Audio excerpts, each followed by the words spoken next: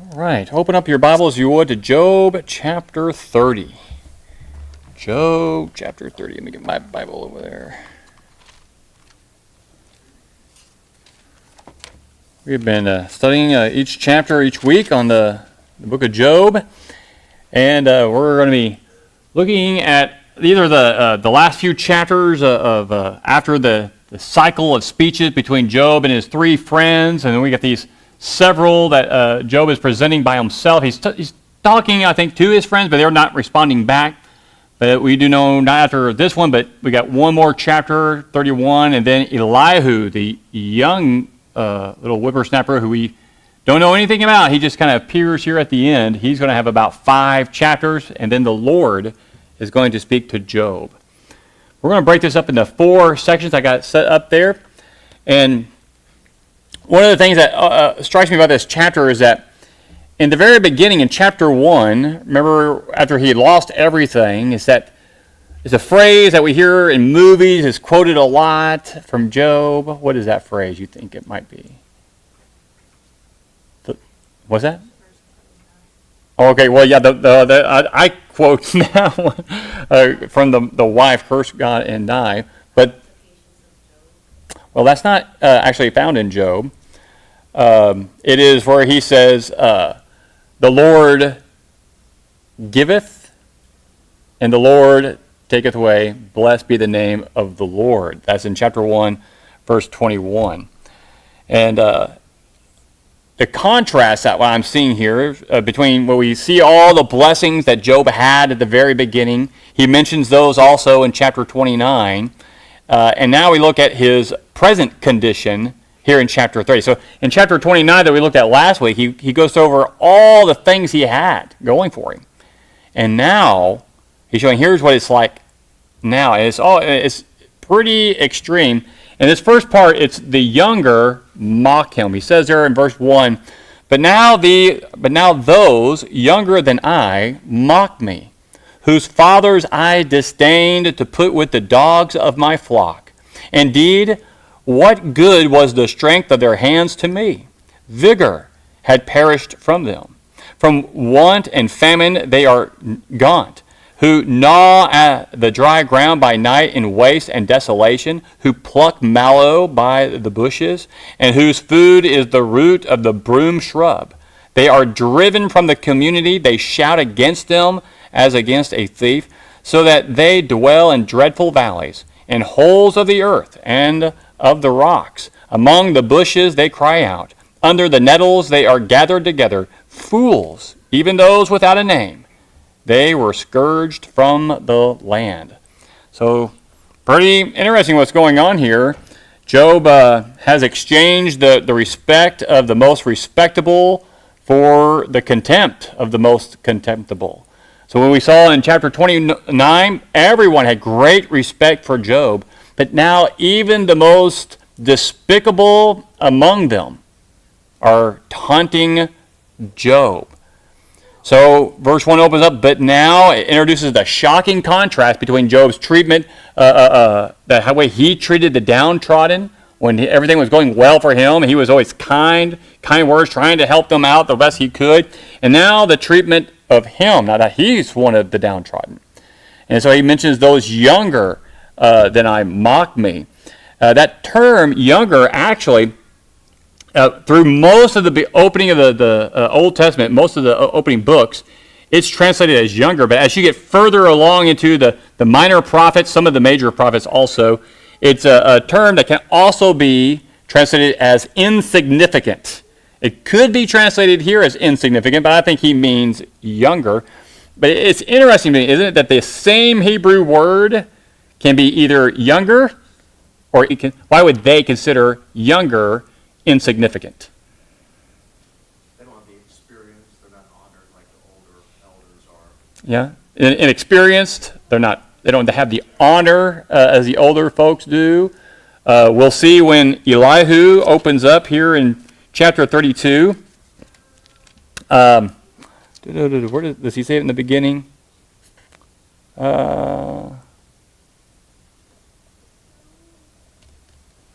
Oh, yeah, he says down in verse 6, I am young in years and you are old, therefore I was shy and afraid to tell you what I think. And that term for young, same word used here. And as typically translated into Hebrew for young, he's insignificant.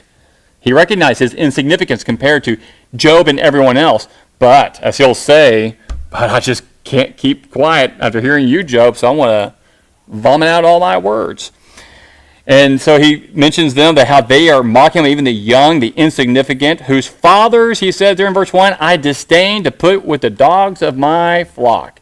Usually when dogs are mentioned in the scripture, it's used in a derogatory way. You are a bunch of dogs. And he's saying, in essence, these guys, the fathers of these people who are taunting me, I wouldn't even use their dads out there with my sheepdogs. They're so useless. They get no work done. They are worthless. And as he continues on there in verse 2, indeed, what good was the strength of their hands to me? They had no vigor. They were lazy. In verse 3, these outcasts from society had a miserable existence. So he goes through and he begins to show what a miserable existence these people have, and they're the ones taunting Job now. They had a lack of food. They had been gone. This is as a term that could refer to a hard or rocky soil, barren. In this case, it's descriptive of the appearance of those who had been malnourished. They didn't have much on them. They probably looked like me, kind of skinny and scrawny. Verse 4, you got the root of the broom shrub. That's a food the outcasts would find. It's usually used to make charcoal. So they would find some shrub out there in the wilderness, and they were eating this stuff that people would use to just burn in their stove to make charcoal, and that's where they were eating. So it was sometimes used for that or for heating. These outcasts in the next couple of verses 5 and 6 evidently came into villages to pillage, and they were treated like they were thieves, and they were run out or driven out, and so they were driven away from civilization, and they found shelter in caves and cliffs. And the cries of the outcasts were those of starving men, we read there in verse 7. And all the way down to verse 8, the original language here where he talks about them being fools is literally sons of a fool. And when he says, the New American Standard, those without a name, it's literally sons without a name. So really he's saying sons of a fool, sons without a name. Now what would that mean? Now we know what fool means, but sons without a name. What's a name? Yeah, reputation. For us, we just give a name that might sound good or something. Maybe we may name them after someone in the family. I've tried to name my boys. I didn't try to name my boys after people in the Bible. Not too many girl names in the Bible. We went with Jody and Julie, just names we like. But back then, names had great meaning to it. And these people have nothing. No name. Sons without a name. There's nothing good to say about this group of people. And here they are taunting him. The younger mock him. They even taunt him, verses 9 through 15. And now I have become their taunt. I have even become a byword to them. They abhor me and stand aloof from me, and they do not refrain from spitting at my face. Because he has loosed his bowstring and afflicted me. They have cast off the bridle before me. Oh, on the right hand their brood arises. They thrust aside my feet and build up against me their ways of destruction. They break up my path. They profit from my destruction. No one restrains them. As though a wide breach they come. Amid the tempest they roll on. Terrors are turned against me. They pursue my honor as the wind, and my prosperity has passed away like a cloud. So here's these sons of fools coming along, hurling insult at the noble Job. From chapter 29, he had done nothing but good to all the people around him, and now that he's up on this ash heap outside the city, scraping the sores off of his own skin, they consider him to be beneath them, and they express their contempt with gestures, outright abuse. Homer Haley said, One cannot imagine a more inclusive and obnoxious picture of a class of human scum than Job paints here. And so you got that taunt there in verse 9. In verse 10, they abhor him and they're spitting on him. I mean, could you imagine being spit on by somebody right in your face? It's funny because about 2 hours ago, I was watching this video. Some woman was yelling at this cop. He's in full armor gear. He's got this huge helmet on, a face mask. On this point, you can see his eyes, and she keeps yelling. He's just standing there. She yells, and then she steps up and this close and spits in his face. He reaches up, wipes it off. And I mean, he grabbed her so fast and pulled her off out of that group. It was lightning quick. I was like, what did she expect would happen after spitting in that guy's face? And so that happened real quick. And so here they are. They have no care at all. Here's Job, who probably helped them out at one time or another, and now they're taunting him, spitting in his face. He had lamented earlier in his speech in chapter 17 that he had made me a byword, speaking of God, he had made me a byword of the people, and I am one at whom men spit. Interesting. So not just these, but it just seems like in general, people would spit at him. And I don't think he's being just metaphorical. I think that's actually happening. What food, what provisions do you think Job has left at his home? What has he got? Not much. So he would have to get up every once in a while and go and try and find food. And while he's doing this, maybe begging, I don't know, he's being spit on by the people who used to listen to his words. And then these younger folks, these insignificant group, are spitting at him as well. Those who are considered thieves in the city have contempt for Job. Man, has he fallen. And we have that phrase also there in verse 11, to cast off the bridle. What is a bridle for those who ride horses? What's a bridle? A what? Headgear. That's right. You put on the horse to control it. That's exactly what it is. It's that bridle that you can use. You can control the great power of a horse. So if someone cast off a bridle, not of a horse, but like of themselves, what do you think Job's saying? They cast off their own bridle. What are they doing? They're not going to hold back. There's no restraint in what they're going to say and do to Job. So all restraint or control is removed, and they heap abuse upon Job. In 12 through 14, Job compared himself to a city being attacked. So you got this foreign army coming in, and there's a big breach, and they're just coming in and taking everything that was Job. I kind of imagine in my mind that this insignificant, this young group that's taunting and mocking him probably came to his home, and whatever scraps he had left, they took it. They probably knew about what was happening to Job and thought, this will be easy pickings. Whatever's left over there, let's go grab it.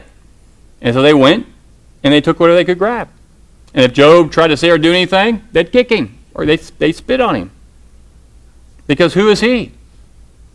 In their minds, in their eyes, who is Job? Remember, his friends came, they saw him, and what was their first words? Any words of comfort from his three friends?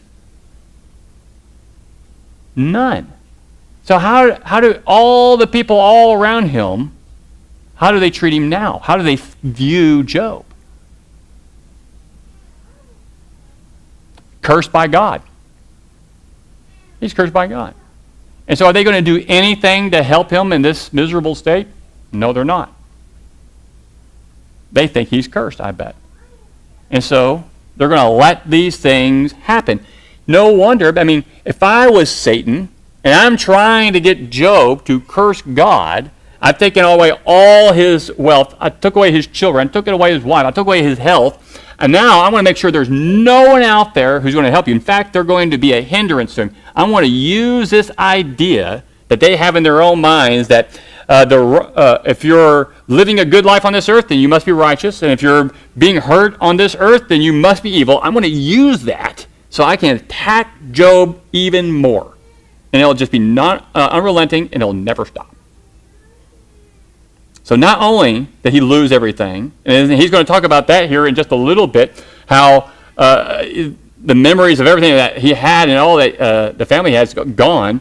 Not only does he have to live with that and live with his bad health, not being able to sleep, looking for food, and not having that, not knowing where God is, but constantly wondering what's going to happen to him next when people come.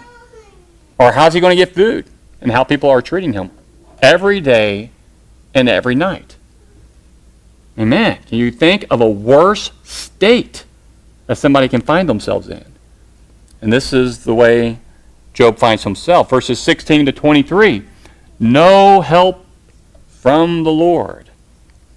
And now my soul is poured out within me.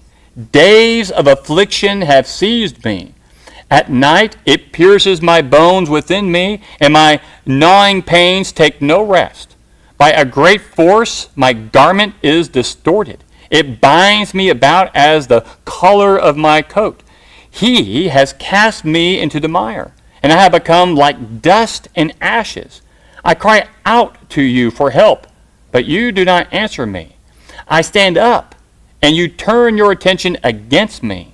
You have become cruel to me. With the might of your hand, you persecute me. You lift me up to the wind and cause me to ride, and you dissolve me in a storm. For I know that you will bring me to death and to the house of meeting for all living. So you kind of have this final outcry of pain and grief from Job. He's wrestling with his disease. He's wrestling with the loss of his family as if they were some great monster tearing at him continually. He probably has nightmares of these things. Day in and at night, it never ends. He talks about his garment is distorted. It binds me about as a color of my coat there in verse 18. I think he's speaking of metaphorically of his outward appearance. Do you remember when Job's friends came? Did they recognize him? The text actually tells us that Job's friends did not recognize him. There in chapter 2, verse 12. They didn't recognize him the way he looked. Didn't look like Job. And so he's in a miserable state. He's in the dust. He's in the ashes. That's where he's living. He's almost like in a constant repetitive state. And verses 20 to 23, Job was the only one who speaks directly to God. We see him doing it here. And so Job accuses God of turning a deaf ear to his desperate cries for help. Now, after everything we've read up to this point, would you agree with Job? Has God turned a deaf ear to his cries for help? What do you think?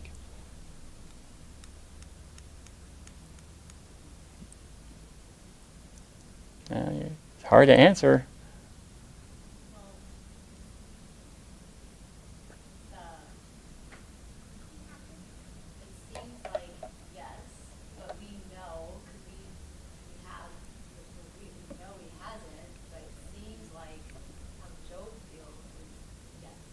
Well, yeah, Job definitely feels yes. Yeah.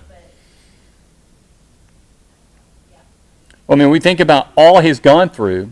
We don't know how much time has gone by, but apparently enough to where he's had to go into the city. People have all heard about what's happening. The insignificant group seems to take everything he has. They taunt him. He has nothing going for him. So, if not weeks, maybe months, could it possibly be a year? And I could not imagine it being that long. I hope not. But as that time goes by with him in this state, and he's been crying out and doing all he can, I mean, would you feel like God has turned a deaf ear to you? I would feel that way. And so we see him throwing out this accusation. God has turned a deaf ear. Job accused God also of turning on him there in verse 21. In former days, God treated him kindly, but now he's oppressed him like a tyrant, bearing a grudge from chapter 16 when he was speaking there in verse 9. And is that true? From Job's perspective, yeah. And we talked about this the last several weeks. You kind of see that idea that his friends have bleeding out in some of the ideas that Job has. Why? He's wondering, why is this happening to me? He didn't expect this. The previous chapter, he thought he would live a peaceful life all the way up and die in peace in his home. So why is it happening to him? He hadn't done anything wrong. So he's equating only sinful people are punished. So I haven't sinned. Why am I being punished? He thinks he's being punished by God. So he wants a chance to stand before God, like in a courtroom, and present his case. Job accused God of unjustly punishing him as a wicked man there in verse 22, who is like a straw before the wind or chaff in the storm. And I kind of see that. That's verse 22. Let me read that one again. Oh, wrong spot. You lift me up to the wind and caused me to ride, and you dissolved me in a storm. I looked that phrase up, and every commentator sees this as the lifting up into wind as being thrown about. That could be. I almost wonder if maybe it's God lifted him up in the wind, and being lifting him up his life. He was lifted up and propped up. He attributed all the blessings and glory that he received to God, I think. You lifted me up. And now you put me in a storm and you dissolve me. And I think he's asking, why would you give me all these blessings only to destroy it all? I think that's the question that's probably, that's what would be in my mind. If I was Job and I knew what he knew, I'd be thinking, why, God, would you give me all this only to take it away? Why? Does that make sense? Do you think maybe that's what's going on in Job's mind here? I think that's what's happening. Any thoughts? It's definitely more painful for him having had all the blessings that he received and then losing all of them. If he hadn't had it in the first place, maybe it wouldn't have hurt so much. Is that what he's thinking right now? Could be. But I mean, I think that the question is mainly, to what end, Lord? Why give me all this only to take it away? And that's why, remember, he's asked, why don't you just take my life, end it? He's asked that several times all throughout. Why won't God just end it? He won't. He allows him to be abused and hurt continuously in his mind. What? Oh, Rachel, sorry. The ESV has a different translation of that. It says, you lift me up on the wind, you make me ride on it, and you toss me about to the door of the storm. So to me, that first part of the scripture there makes it seem more like you're living in uncertainty.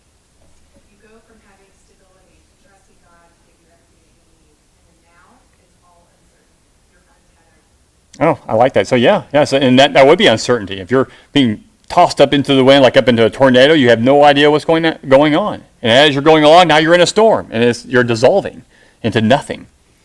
And that is most certainly representative of the life he's currently living right now. I'm sure that's exactly how he feels. So yeah, that could be it. I like that from the ESV.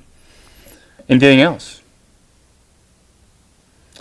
The last accusation, Job accused God of causing him to die. There in verse 23, the house of meeting for all living is a reference to Sheol there, which is the common fate of all mankind. You know, all that inspiration is responsible for is the fair record of his feelings, what's going on in Job's mind. He should have alternate hopes and fears and is entire accordance with what's going on. When we look at this, and he's looking at his past life, what it was, he's looking at his present case, he's looking at his future. I mean, how would you feel in that case? When you look at what you had, you look at where you're at in just an instant, what's your future? What future do you have? Would you think you could come out of this? I mean, if you think God's against you, your friends are against you, the city that used to respect and love you, they're against you, your wife told you to curse God and die, what do you got left? Death. Death is the only escape for Job at this point. Where is it? Well, and just think about, a little bit here, we're going to get to the rest of the story, and Job's going to maybe have better understanding. Yeah. But this is how Satan works. He makes you feel alone. Alone. And desperate. And people that don't know the rest of the story will go to their grave feeling that way. And what a terrible way to die and live your days on this earth. But for those that know the rest of the story, there's a different hope. Absolutely. And we rightfully so. Job, man of patience, a great man of faith, but not perfect. I mean, he's accusing God of all these things here toward the end. I think he has a misunderstanding. Of course, that's going to come out. The Lord's going to, I think, help him out of that. But he's not done. And we need to finish up, so I need to read through this last bit quick. So who is there to comfort Job? Verses 24 to the end of the chapter. Yet does not one in a heap of ruins stretch out his hand, or is in his disaster therefore cry out for help? Have I not wept for the one whose life is hard? Was not my soul grieved for the needy? When I expected good, then evil came. When I waited for light, then darkness came. I am seething within and cannot relax. Days of affliction confront me. I go about mourning without comfort. I stand up in the assembly and cry out for help. I have become a brother to jackals and a companion of ostriches. My skin turns black on me, and my bones burn with fever. Therefore my harp is turned to mourning, and my flute to the sound of those who weep. And so just to, unless there's something you want to look at specifically here, he's seeing his, looking out and thinking, I am crying out, and there is no one for me. And right there, I think it's verse 26. Job had the opposite of what he had expected. Evil instead of good. Darkness instead of light. And that was not the verse I was thinking. Was it verse 19? Sorry. Not 19. 26.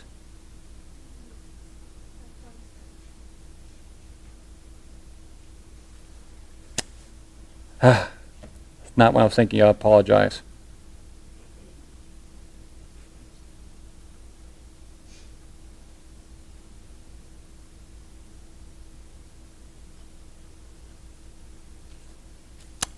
Well, I lost it. I apologize. It was something I wanted to look at, and my mind is not allowing me to remember. Oh, 28. Oh. Why does that just surprise you? I don't know. I just wouldn't think that they'd be in that part of the world. Maybe I don't know. Apparently they were. Weird. Homer Haley says that he mentions those because the jackal and the ostrich cry sounds like someone weeping, like a cry out into the darkness. And that's why he was mentioning those. The verse I was trying to think of was verse 28. I go about mourning without comfort. I stand up in the assembly and cry out for help. In the Hebrew, it literally says, I walk about being dark, or I walk about becoming dark. Dark. And I think he's talking about darkness. People don't see him, Job, anymore. It's like, remember he was when he was explaining this in chapter 29, when he would walk into a town, everyone would get quiet. They would make way for him, give him the seat. The nobles, the princes would all shut their mouths, and they would listen to the words of Job. And he went from that to when he comes in, no one even wants to look at him. They all despise him.